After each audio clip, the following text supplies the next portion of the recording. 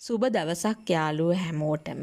අද මම කියලා දෙන්න යන්නේ බිත්තර දෙකකින් මුළු පවුලටම කන්න ඇති වෙන්න කරි එකක් හදාගන්න හැටි. ඉතින් අපි බලමු මේකට මොනවද අවශ්‍ය වෙන්නේ කියලා. බිත්තර දෙකක් ඕන වෙනවා. ඒ වගේම ලොකු ලූණු ගෙඩියක් මේ වගේ පෙති කපා ගන්න. තලාගත් සුදු ලූණු ටිකක් ඕන වෙනවා. අමු මිරිස්, කරපිංචා, පොඩි තක්කලි ගෙඩියක් මේ වගේ කොටු කපලා අරගන්න.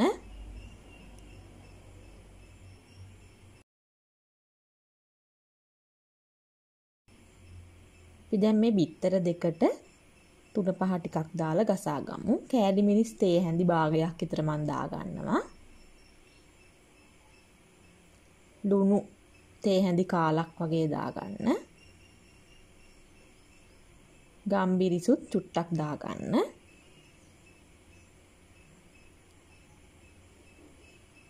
ඊට පස්සේ මේ විදියට ගසා ගන්න. ගොඩක් වෙලා මේක ගසා ගන්න එපා. කහමදෙත් මේ විදියට තියෙනකන් විතරක් මේවා කරගන්න.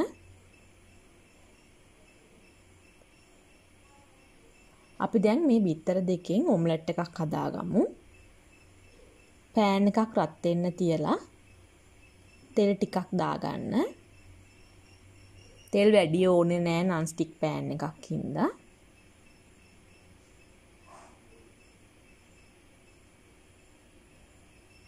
තෙල් ටික රත් වුණාම බිත්තර දෙක මේකට දාගන්න.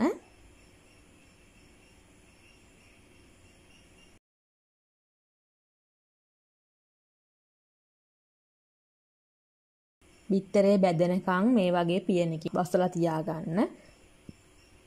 විනාඩියක් විතර යනකොට බිත්තරේ බැදෙනවා.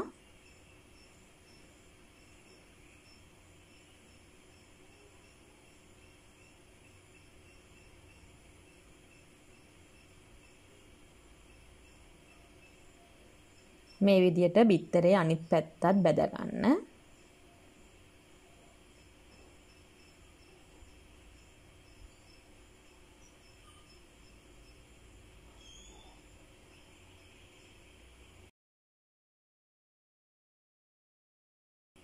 බිත්තරේ මේ වගේ පිඟානකට දාලා අපි මේකේ කරි එක හදාගමු දැන්.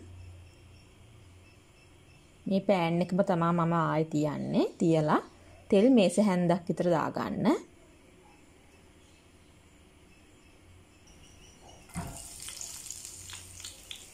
තෙල් ටික හොඳින් රත් වෙනකොට අපි කපාගත් ලූණු ටික දාගන්නවා.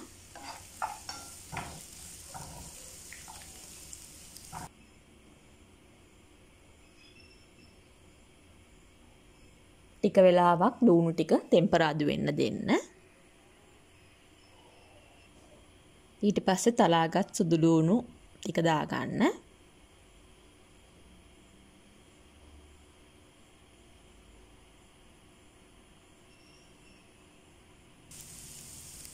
කරපිංචා ටික, අමු මිරිස් ටික, තක්කලි ටිකත් මේ වෙලාවේ එකතු කරගන්නවා මම.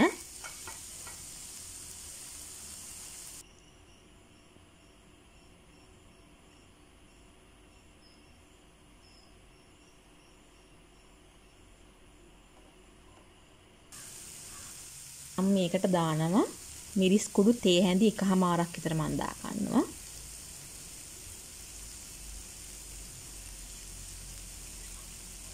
කහ කුඩු තේ හැඳි කාලක් විතර එකතු කරගන්න. ගම්බිරිසුත් චුට්ටක් එකතු කරගන්නවා.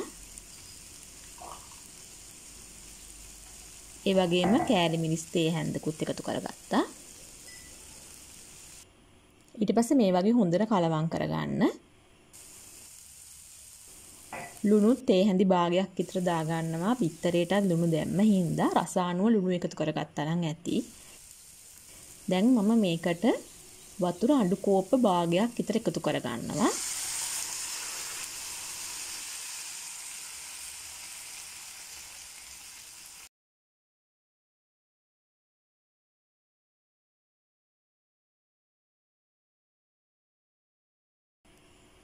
වතුර දැම්මට පස්සේ මේ භාජනයේ පියන එකෙන් වහලා මේ ලූණු ටික හොඳින් තම්බ ගන්න. ලූණු ටික තැම්බෙනකන් අපි අර බිත්තර ඔම්ලට් එක කොටු කපා ගමු.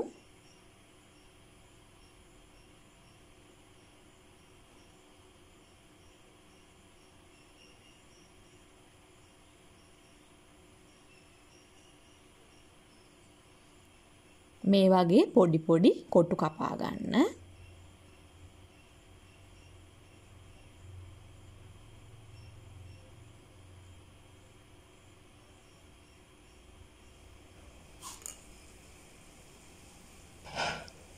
දැන් මේ වෙලාවේ වතුර ටික හිඳිලා ලූණු ටික තැම්බිලා තියෙන්නේ හොඳට.